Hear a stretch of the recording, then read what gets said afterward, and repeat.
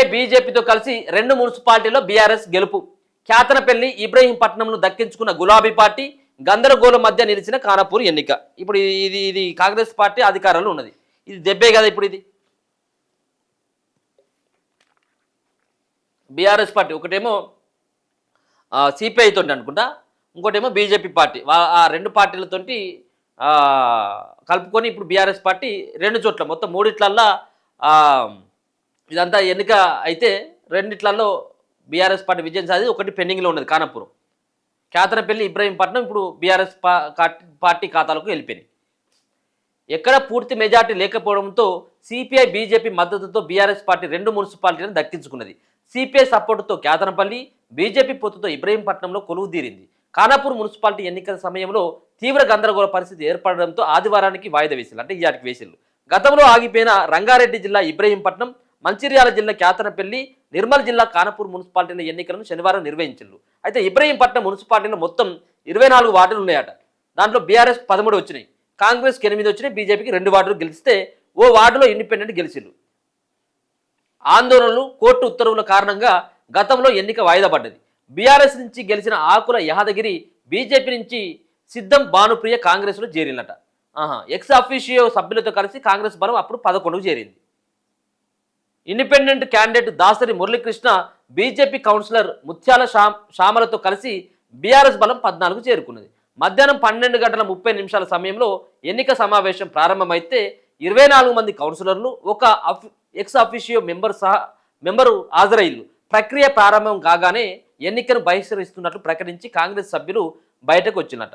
అనంతరం బీఆర్ఎస్ నుంచి గెలిచిన 7వ వార్డు కౌన్సిలర్ టేకుల సుదర్శన్ రెడ్డిని చైర్మన్గా, బీజేపీ తరపున 1వ వార్డు నుంచి గెలిచిన ముత్యాల శ్యామలను వైస్ ప్రెసిడెంట్గా ఎన్నుకున్నారు.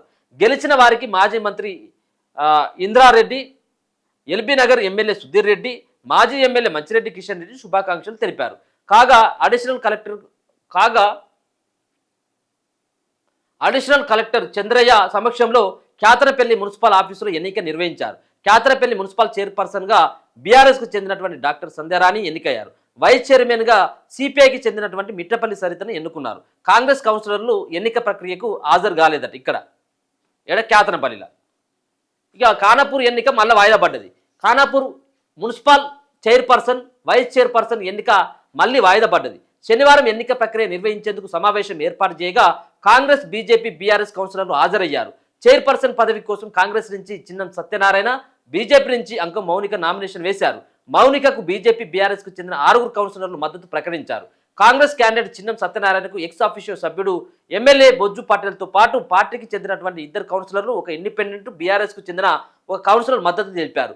బీజేపీకి చెందిన ఓ కౌన్సిలర్ కూడా కాంగ్రెస్కు మద్దతు ఇస్తున్నట్లు చేతులెత్తడం వివాదాస్పదంగా మారింది.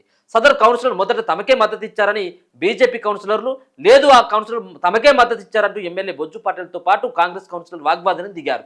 దీంతో మున్సిపల్ ఆఫీసులో తీవ్ర ఉద్రిక్తత నెలకొంది. పరిస్థితి చేయి దాటే అవకాశం ఉండడంతో ఆఫీసర్లు ఎన్నికను వాయిదా వేసి ఈ రోజుకి ఈ ఎన్నికలు నిర్వహించబోతా ఉన్నారు. ఇప్పుడు అంతా కూడా ఎక్స్ అఫీషియో ఓట్లు తోటే ఒక గందరగోళమైనటువంటి పరిస్థితి. చాలా ప్రాంతంలో, చాలా సంబంధించినటువంటి మున్సిపాలిటీలలో ఈ ఎక్స్ అఫీషియో ఓటు ఏవైతే ఉన్నాయో ఇవి కాంగ్రెస్ పార్టీ చాలా చోట్ల, చాలా ప్రాంతాల్లో గెలవడం జరిగింది ఎక్స్ అఫీషియో ఓట్లతోటి. వరంగల్ జిల్లాలో అయితే చాలా చోట్ల ఎక్స్ అఫీషియో ఓట్లతోటి చైర్మన్ పీఠాన్ని కాంగ్రెస్ పార్టీ సొంతం చేసుకున్నది, లేకపోతే ఇబ్బంది. అయితే చాలామంది డిమాండ్ ఏం చేస్తున్నారంటే ఎక్స్ అఫీషియో ఓటు ఎందుకు అవసరమా అని చెప్పేసి వాళ్ళు కూడా డిమాండ్ చేస్తారు. సరే, దేనికైనా కానీ ఇప్పుడు మెజార్టీగా ఉన్నటువంటి వాళ్ళకే వాళ్ళే చైర్మన్ కావాలి, ఆ పార్టీ చైర్మన్ పీఠంలో కూర్చోవాలి, ఆ పార్టీకి సంబంధించిన అభ్యర్థులే. ఇప్పుడు ఏమవుతుందంటే బీజేపీ పార్టీలో గెలుస్తాడు, టీఆర్ఎస్కి చేయలేపుతున్నాడు, టీఆర్ఎస్ నుంచి గెలుస్తా ఉన్నాడు, కాంగ్రెస్కి లేపుతున్నాడు. ఇటువంటి వాళ్ళని ఏం చేయాలిగా? అంతే కదా. అంటే వాళ్ళకే ఓ చిత్తశుద్ధి లేదు. రాజకీయ నాయకులకు ఫస్ట్ అది ఉండాలి కదా. గెలిచినటువంటి అభ్యర్థులు మేము ఏ పార్టీ పైన ఉన్నామనేది ఒక స్టాండ్ పైన నిలబడాల్సినటువంటి అవసరం ఉన్నది.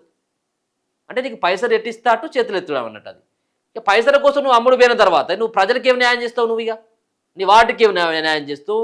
ఆ మున్సిపాలిటీలో ఉన్నటువంటి వాళ్ళకు, ఆ ప్రజలకి ఏమి న్యాయం చేస్తావు నువ్వు?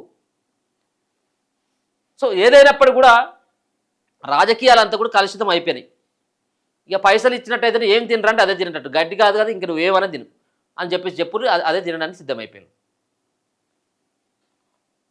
ఇక ఇక్కడ ఉండే కదా ఈడ మన వివేక్ గారి మంత్రి వివేక్ గారి సంబంధించినటువంటి ఆయన ప్రాంతంలో కొన్ని అయితే బల్కా సుమన్కు వీళ్ళిద్దరికి లొల్లైంది కదా, అక్కడ మొత్తం పూర్తి స్థాయిలో బీఆర్ఎస్ పార్టీకే బలం ఉన్నది, కానీ కాంగ్రెస్ పార్టీ కైవసం చేసుకున్నది అక్కడ మున్సిపాలిటీని.